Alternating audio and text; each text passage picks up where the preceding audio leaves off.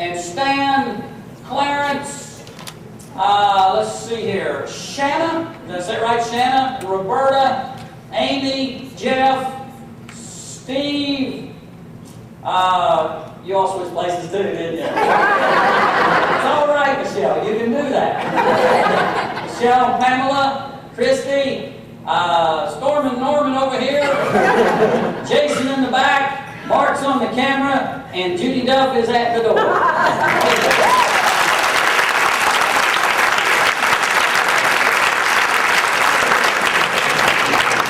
So I don't do that to show off or anything. I just wanted to show you something that I can do and you can't.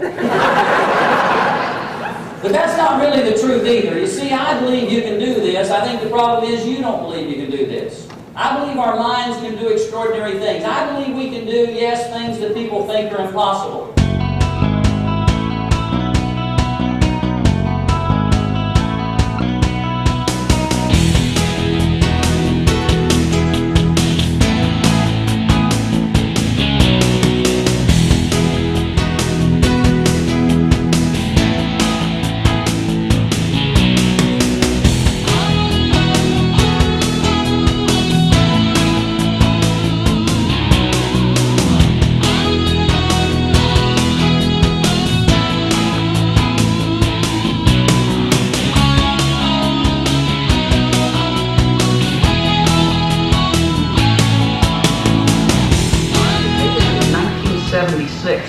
Is that correct?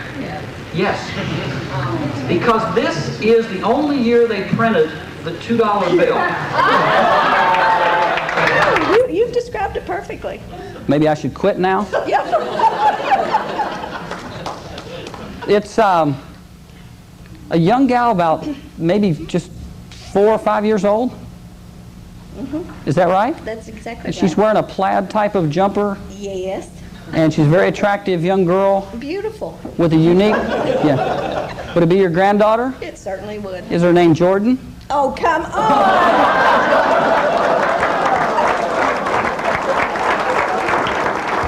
Would you call out what that word was? Laura? Dell, would you take out that card I put in your pocket and tell me what I wrote on it? Laura. Third thing you're going to do the impossible, you need to learn to talk like a winner. And winners talk differently than losers in life. Man, I love the guy that goes fishing for Moby Dick in a rowboat and takes along a jar of tartar sauce with him when he goes. I love the undertaker that signs his letters, eventually yours.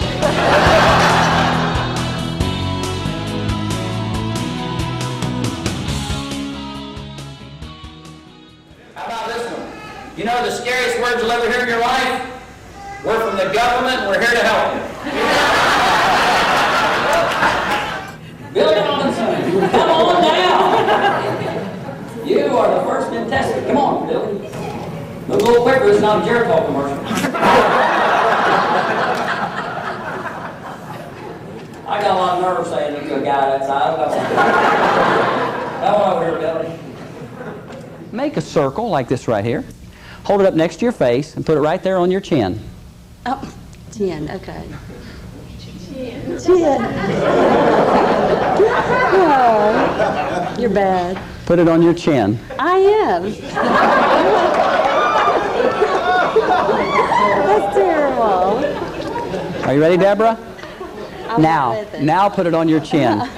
Good.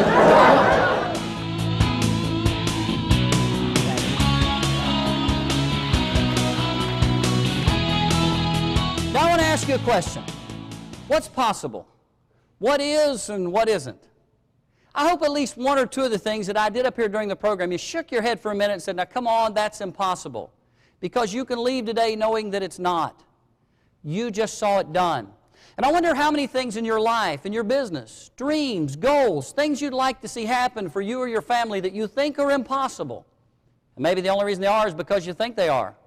You just don't believe in the magic and the power of your own mind. But we get caught up in this many times, worrying about who's ahead of us, who's chasing us, who's on the left, who's on the right. We never take time to look in the most important place we can look, and that's inside our own heart, mind, and body, to find what I believe to be the greatest goal that any of you can have is this one thing right here. Find the best you've got. Every person in this room ought to say, this coming year is going to be my year.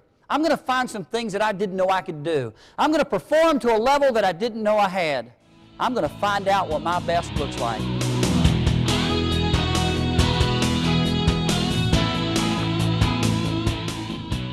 The same thing happened with the 4-minute mile. No man could run a mile in less than 4 minutes. Doctors had said it's probably physically impossible. And it was until 1954 when Roger Bannister ran the mile in 3:59:40. What's so incredible? 1 month later, another runner did it. And that same year, 37 other runners ran the mile in less than 4 minutes. Why? Because now we believe we can do it. And so that brings me to you. You know what you can do. But what is it you have the ability to do that you don't know you can do? The best you can do. And you know sometimes in your life when you find your best and you give your best, you just might be the best.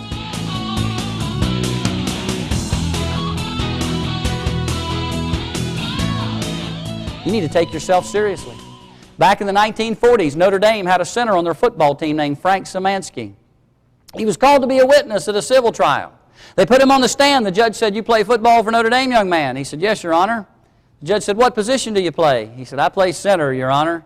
And the judge said, "Well, tell me, are you a good center?" The boy blushed and he bowed his head, and the judge said, "Young man, answer my question. Are you a good center?" The boy raised his head. He said, "Your Honor, I am without a doubt the best center that Notre Dame has ever had." After the trial, the coach ran up to his player and he said, "Frank, I can't believe you said that. You've always been so modest and shy about your ability. Why in the world did you say something like that?" He said, "Oh, Coach, I'm sorry. I didn't want to say that. I didn't mean to say that. I hated to say that, Coach, but I had to say it. I was under oath." Do you know, wouldn't it be good if deep down in your heart you really believed that you could do some extraordinary things? Because really, deep down, you can. You probably don't believe in the power and the ability of your mind and your body.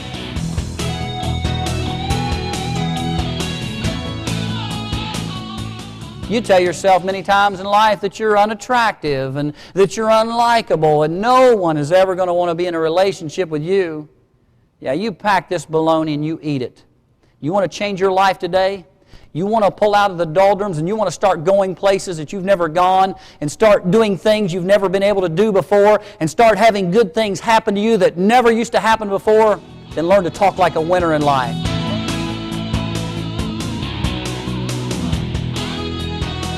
And you know, that describes so many people in life I know that nothing big ever happens for them. They just want to get by. They just want to do the minimum. And folks, in life, if you give life the minimum, that's what life gives you back. And if you want to get things that other people don't get, you've got to do things other people don't do.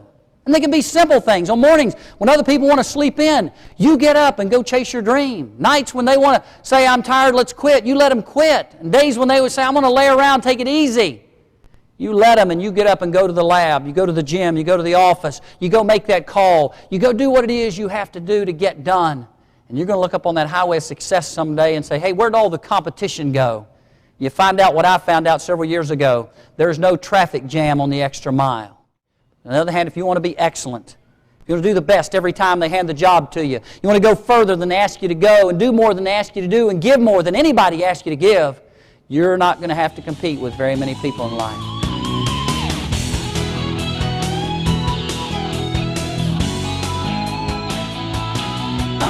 You have an extraordinary mind and body that can do extraordinary things.